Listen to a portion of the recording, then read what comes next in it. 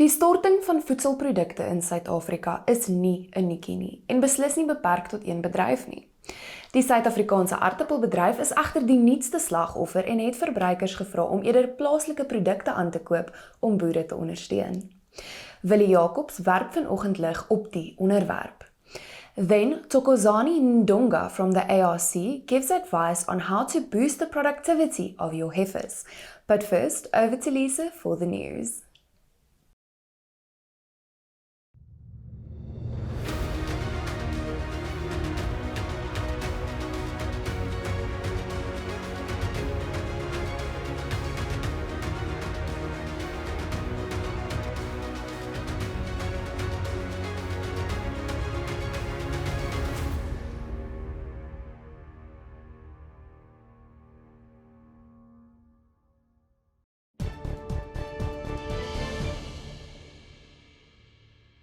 In today's news, the 2021 apple and pear harvest has drawn to a close with excellent crops. This is according to the Western Cape Department of Agriculture.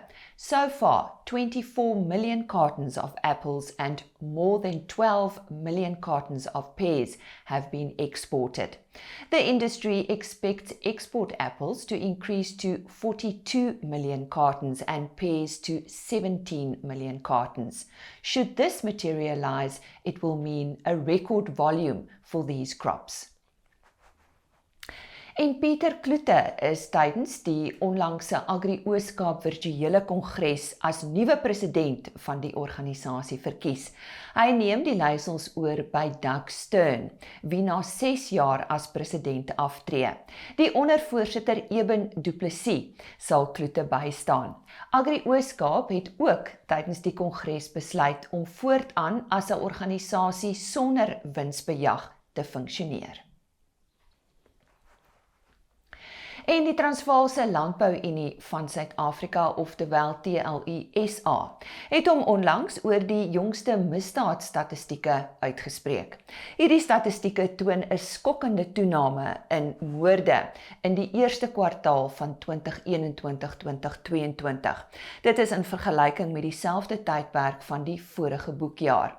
Volgens Henry Geldenhuys, president van TLUSA, is dit uiters kommerwekkend dat die polisie die afgelope 2 jaar geen rekroete aangestel het nie, terwyl verskeie ervare lede aftree. Geldenhuys meen dit laat boere baie kwesbaar. Die Unie het ook sy misnoë uitgespreek oor die polisiebegroting wat besnoei is. En dis dan vandag se nuus, maar moenie weggaan nie.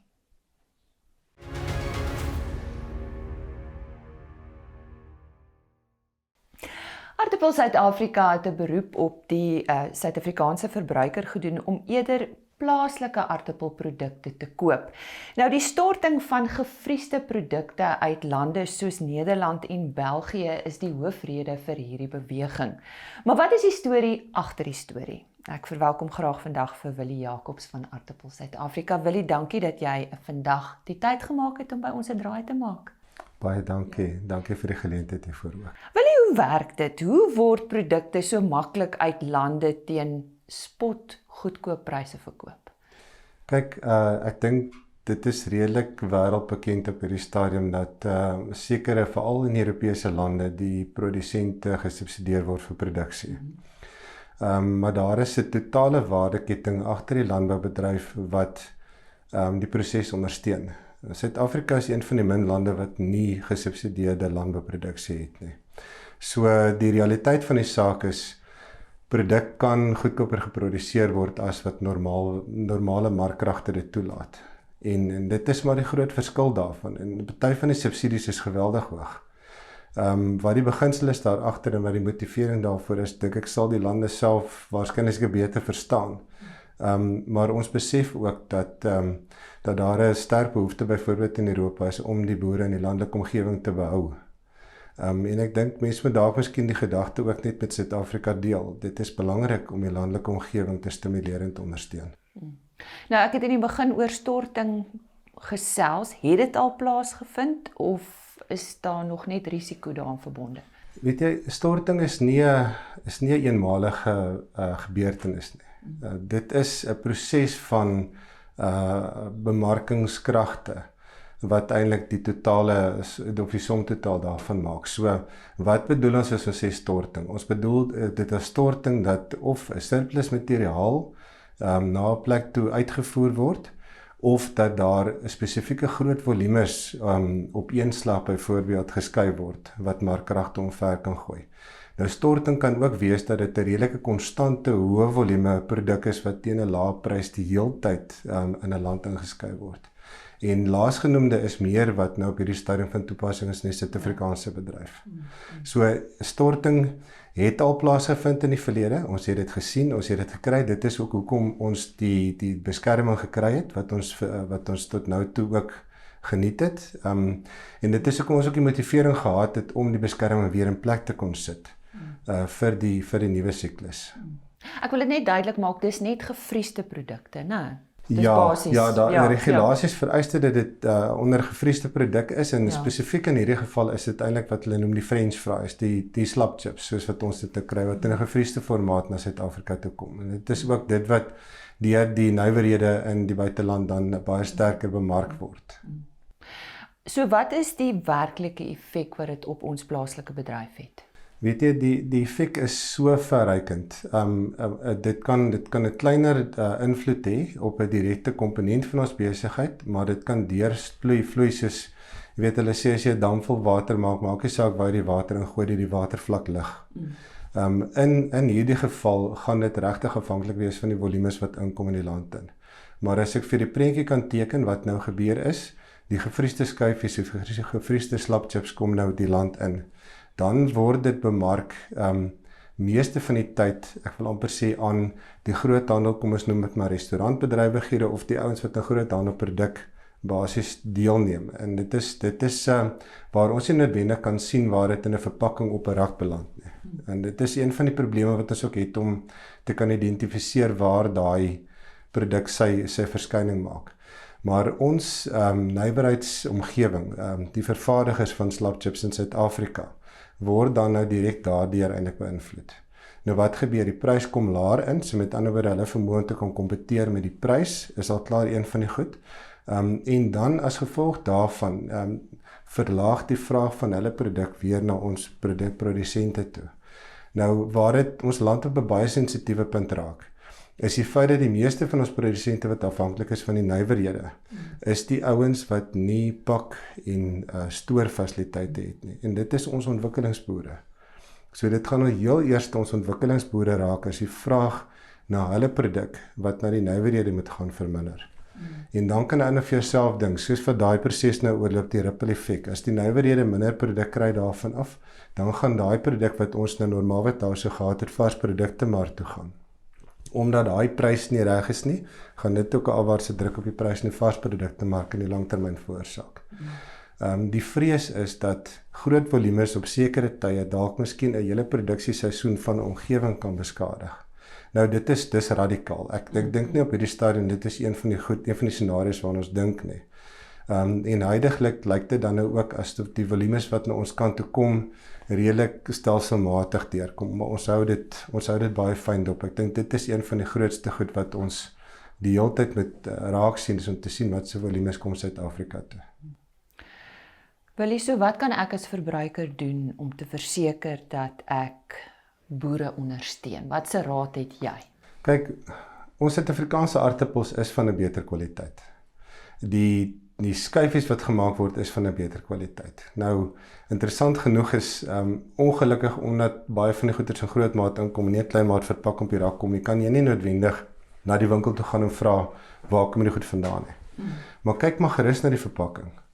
Baie van die goed se verpakking sal wys en hulle moet hulle oorspronklike area waarvan dit vandaan kom deurvat. En as jy twyfel daarvoor, Suid-Afrika het 'n paar bekende kultivars. Kyk maar 'n bietjie wat se kultivars se name. Vra vir die ouens wat is die kultivar se naam van die skyfies wat jy kry. Dit maak 'n verskil. Die kwaliteit, die smaak, die kleur. Jy sal weet as jy 'n Suid-Afrikaanse skyfie kry. Maar bo-op die verpakking moet staan product of South Africa, is ek reg? Die land van oorsprong moet bevestig word op die verpakking wat jy sal sien. Ja, so maklik soos dit. Dis so maklik. Maar kultivar is 'n bietjie moeilik. Ja, kultivar is 'n bietjie moeilik, maar dit is ook maar goed dat ons as verbruikers 'n bietjie meer van die kultivars leer verstaan. Ja, Jy weet, ja. daar is en ons gaan 'n bietjie begin werk in terme van ons bemarking en navorsing ook oor kultivar en aanwending daarvan. Daar's verskillende, dis nou horses for courses, die Afrikaanse woord nie. Daar's verskillende kultivars wat vir verskillende doeleindes gebruik word. Maar Suid-Afrika het hulle eie kenmerkende kultivars. Die name is bekend. Ons sal bietjie op ons webwerf en op ons op Aartappels Potato Nation webwerf ook 'n bietjie meer daaroor uitbrei. En jy sal die verskille en ek wil die verbruikers ook uitnooi om 'n bietjie gaan toets en kyk na die verskillende name op hulle verpakkings. As jy 'n groot sakkie aartappels koop, kyk na die naam daarvan. En dan vergelyk jy hoe smaak en hoe lyk dit vir jou. So moet daai kultivar ook op die verpakking van die gevriesde produk aangedui word, of hoe? Ek kan nie nou op hierdie stadium vir jou sê dat dit so is nie. In Suid-Afrika is 'n definitiewe vereiste. So dit sal baie belangrik wees vir ons om daai vereiste daar te stel. Ongelukkig soos ek vir jou sê, as dit groot maat inkom en dit beland in 'n kom ons sê 'n hotel se 'n restaurant en so tipe van 'n ding gaan jy nou nie eintlik sy identiteit kan raak sien nie, maar dis dalk miskien goed dat ou net 'n bietjie die vraag vra. Gepraat van restaurante, wat van wegneem eteplekke, soos die bekende handelsmerke, hoe weet ons hulle gebruik plaaslik, of is daar 'n bietjie van 'n... Jong, weet ek, kom ons sê van ons plaaslike nywerhede, is juis daarop opgestel om van daai bekende handelsmerke as 'n kernbesigheid te dien. Jy weet, so sonder om nou handelsmerke goed te noem, wat ons uit die aard van die saak nie mag nie. Ja. Ek dink moet daar ook 'n bietjie van 'n gerusstelling by die verbruikers is. Dit nie noodwendig al die handelsmerke wat ons as vreemd sien produk van die buiteland af gebruik nie. Maar dit sal ook sinvol wees net om 'n bietjie jou huiswerk te doen daaroor. Ja. Willie, baie dankie, dit was lekker om jou in die ateljee te en lekker om hieroor te gesels en soos ons altyd vir ons verbruikers sê, koop maar plaaslik, doen nie moeite soos Willie sê om uit te vind waar die produk vandaan kom wat jy koop. Baie dankie. Baie dankie hoor. Dinner time.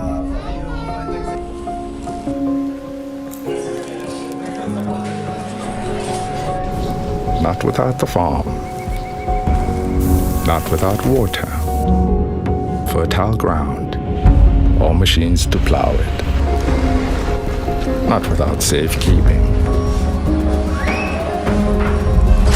distribution, and a top-up every now and then. Not without the wholesaler, the retailer, or the bank that backs them all. Dinner time.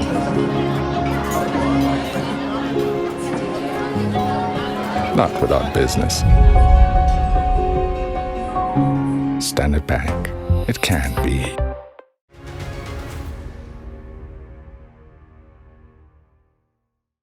Ons is terug by die boere en die boere het my gevra oor kreerande. Interessant, ek het 'n navraag gekry oor kreerande en kyk mooi, kreerande doen van Januarie tot nou amper niks nie. Hy's in 'n konsolidasiefase tussen R27.800 en R26.010, maar ek het so 'n idee as ek na hierdie grafiek kyk, dan lyk dit vir my asof hy stadig en besig is om aan 'n basis te werk en ek wil graag daai lyntjie daar intrek. Dit gaan vir my 'n baie pendulum gee. Dit gaan gee as die 40 week bewegende gemiddelde wat net natuurlik sê die siening eens kreerand op die oomblik is steeds negatief. Maar wanneer daai 40 week bewegende gemiddelde en daardie punt daar en dit is R27.756, dan breek jy die konsolidasie na bo en dan begin die prys weer bo, as 'n mens nou amper kan 'n mens sê bo die 40 week bewegende gemiddelde begin beweeg. En wat sien ons as dit gebeur? Sodra die instrument bo die 40 week bewegende gemiddelde beweeg, kry jy hierdie lieflike loopie na bo uit. Dit terugtrek gehad en ek dink as 'n mens hom wil koop, kan 'n mens hom koop, maar gebruik hierdie as 'n keervlies van R25.740, maar ek weet die meeste van kreerandkopers, hulle koop hom op laagtepunte of wanneer hy nou so op 'n punt kom waar hy wil na boontoe breek, koop jy vir jou paar en as hy daar bo-op gaan, dan weet jy kan net elke keer op 'n terugtrek op, andersins koop jy hom nou in laagtepunte en as hy daar bo deurbreek, dan klui jy hom net. En onthou net ander, kreerand is 'n wonderlike randverskanser. Hy hou van 'n swakker rand, hy hou van 'n sterker goudprys en as hierdie inflasie spook so bly stook, gaan dit nie lank wees nie, dan gaan ons dit begin in die goudprys sien en oorvloei na kreerande. Wel, soek gerus ons webtuiste www.franseklerk.com vir meer inligting en ons gesels weer.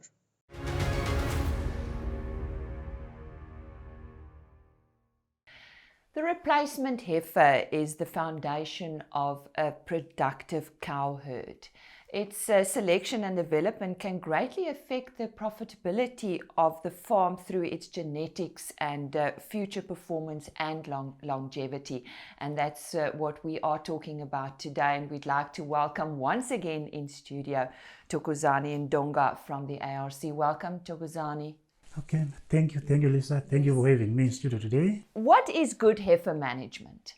Good heifer management should aim at early puberty, higher winning rate, as well as low mortality in the herd to ensure that you manage your heifers successfully. And also the goal is to ensure that only efficient animals can be able to enter the cow herd, which means your future cow herd. And also you must make sure that you manage all those strategies. And also as heifers is still growing and also attempting for reproduction, it tends to also have a greater nutritional demand than cows. So in other words, only well-managed heifers can be able to enter the cow herd successfully and also can be able to conceive in their first lactation period. And also heifers do not have proven records in traits such as reproduction traits, ease at calving, as well as mothering ability or maternal ability.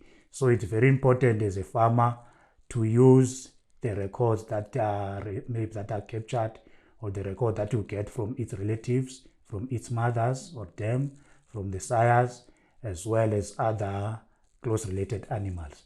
And also it is advisable that where available you can use breeding values and indices when you are doing selection so that you can do a meaningful, decisive selection. So why is a good heifer management system required? A good heifer management system is required because at that time every farmer wouldn't want to lose actually heifers or young animals at that stage. So you want to make sure that everything is built from the scratch. And also you need to ensure that you apply at least 2 management factors or principles where you ensure that you separate heifers or first calvers from the rest of the cow herd. And also you ensure that the heifers fit to the production environment, in other words, to the nutritional status of the farm. You must have enough grazing or adequate feed so that they can be able to be sustained.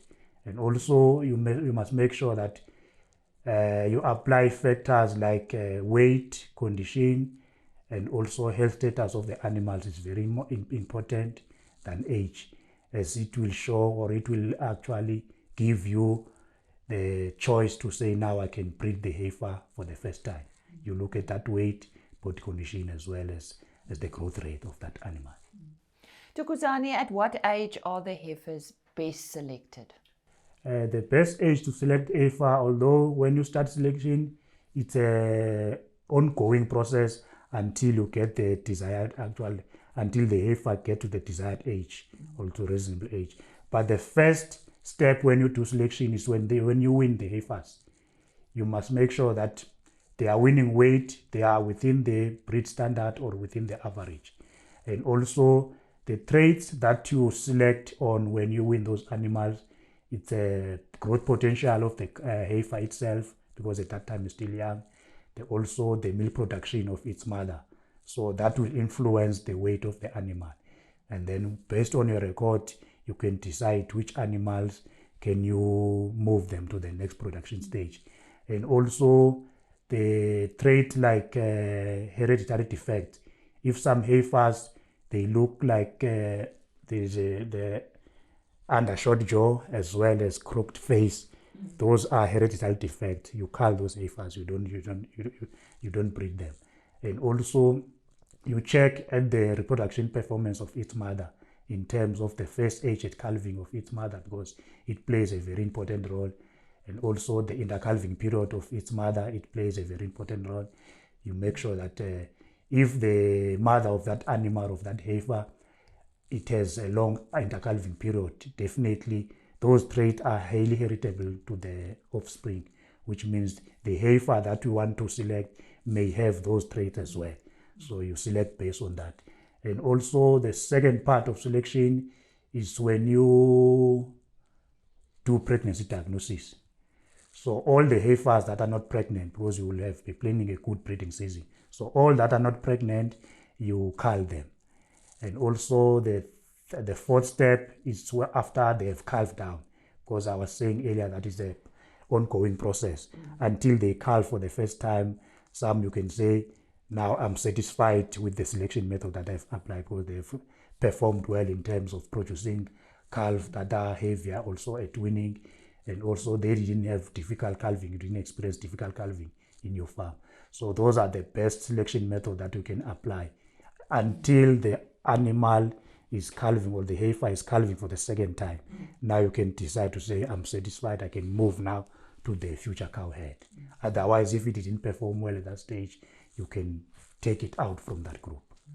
Thokozani, don't go away. And also to our viewers, when we come back, we'll be talking about nutritional management.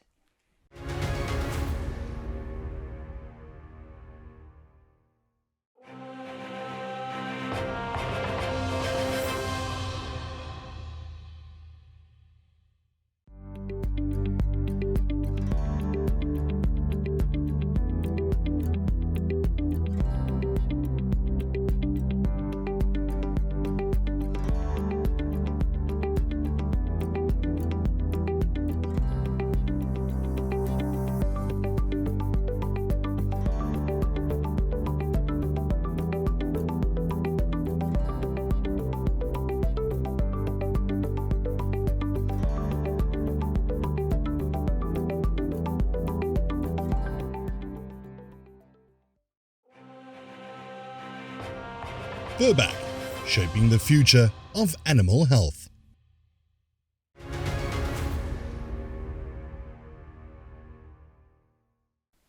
Welcome back to our discussion on heifer management, and with me in the studio is Thokozani Ndonga from the ARC. Thokozani, yes, what is the importance of nutritional management as far as our heifers are concerned? The importance of nutritional management is very important to ensure that the heifer reach the required growth at mating, because at that stage, on a scale of 1 to 8 point, or on a scale of 1 to 5 point, where 1 will say it's very thin, 3 is fat. So we'll like our heifers to be at a condition scoring of 3 during mating. 3 and above. So that when they calve also they are between 3 and 3.5 in terms of body condition. You would want them to lose body condition because their reproduction, actual performance, as well as lactation, it actually at some point it will tend to shut down. In other words, they will suffer and lose too much body condition. Also ensure that you have enough camps, enough grazing, pastures as well, and make sure that the heifers are well managed in terms of feeding and nutrition. You can also provide mineral leaks to ensure that during breeding as well as early lactation, because at that time they will demand more nutrition. But if they had some deficiency in some mineral, so their also reproduction performance will suffer at that stage. And also to ensure that when you mix your supplement, you mix based on the season at that stage, and also at the quantity and quality of grazing, and also the condition of the heifer itself, the one that you want to make sure that is supplemented well. You must make sure that you manage that as a breeder, because if they don't get enough nutrition, it will be difficult for them to conceive during breeding. What time of the year is the best to breed heifers? Yes, the time of the year that is best is the one that will make use of high quality feed, which is also cheap to obtain. In other words, the summer grazing, because at that time the condition of the veld is at its optimal status. So if the heifers are bred during that time, so that also when they calve, they will calve at least 1 month before summer or 1 month after a rainy season. So that will be the best best time of the year where you can breed the heifers. And how do we improve heifers genetically? Yes, on genetic improvement, both weight and age are very important, especially to ensure that when they reach puberty, they have enough weight yet at a younger age, because you will need to make sure that those heifers, they calve for the first time at the age of 3 years. So you will say in terms of age at first calving, they're performing well. And also the weight of the animal will determine its fertility, because some animals or some heifers can be bred at 15 months, yet some, because of the weight as well, maybe the growth potential, you will wait until maybe they are 24 months, but the aim is to ensure that they are bred at least before they are 27 months so that they can calve at 36 months, which is 3 years.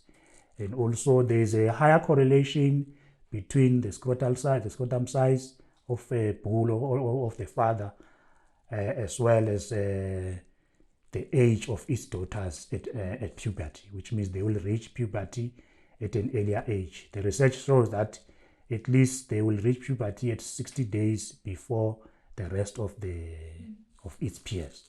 So it shows that when you select for bull, you select a bull with an above average scrotal size so that you achieve that early puberty from its daughters. Thokozani, thank you for all the advice you shared with us today. If one of our viewers would like to get hold of you, what would you recommend? Yes, as ARC, we offer various services, and the farmer or breeders, if they want to make use of those services, I can be contactable on 012-672 9029, 9029, yes. Or they can send an email. Email at ndonga@arc.agric.za. Right. Thank you very much. Thank you very much. That was Thokozani Ndonga from the ARC.